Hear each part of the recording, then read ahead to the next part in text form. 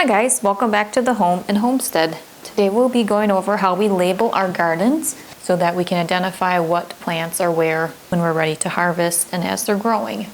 Over the years we've tried different materials. We've tried wood ones which look nice but they don't last much more than one season.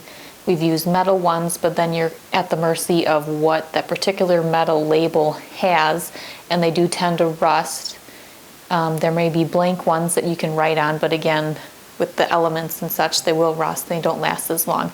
And what we found to be the best label, and that we've been using for 5 years now, I'd say approximately, are these terracotta and ceramic labels here.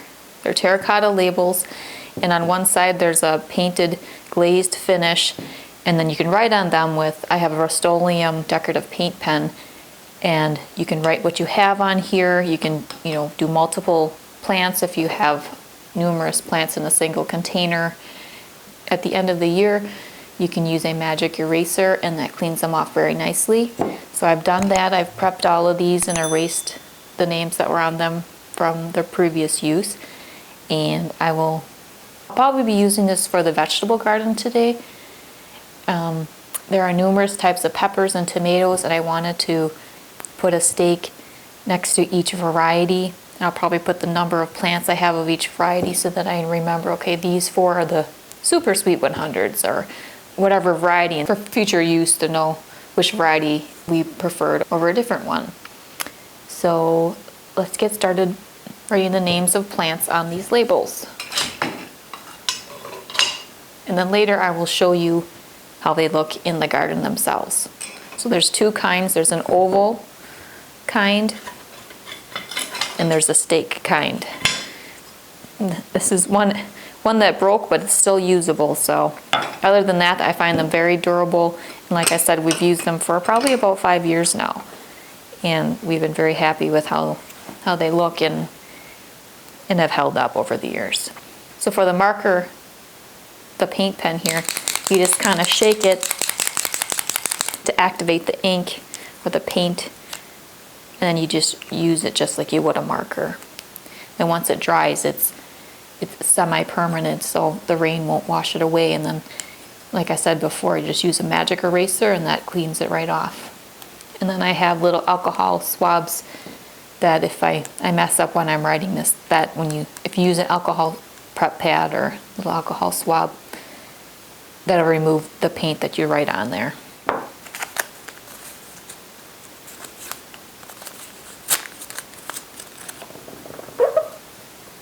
So I'm using the paint pen today, but you could also use a label maker and print out the labels if you want something really neat and legible.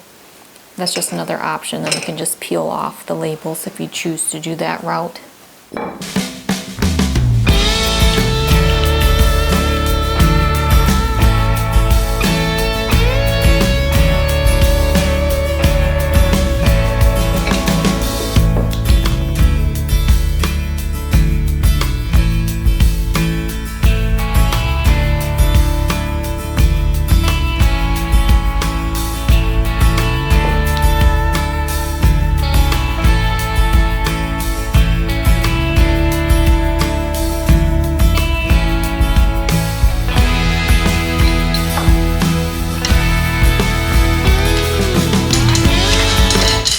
I'm kind of doing a type of vegetable with each color of the label, and then doing the different varieties within that.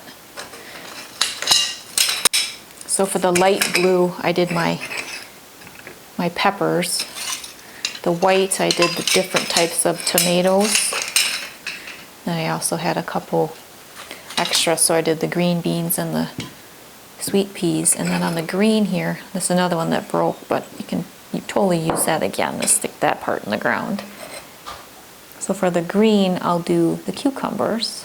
And if you mess up or don't like how it looks, you just can rub it off before it dries completely. And just dry it with a paper towel.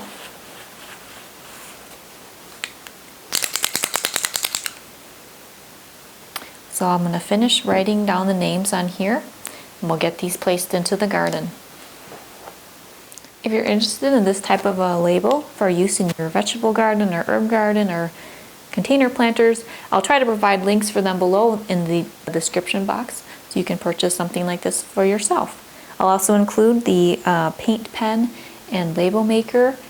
They're very handy for this project as well as for other crafts and projects throughout the house. Alright, so there you have it. This is how we label our garden and container planters now.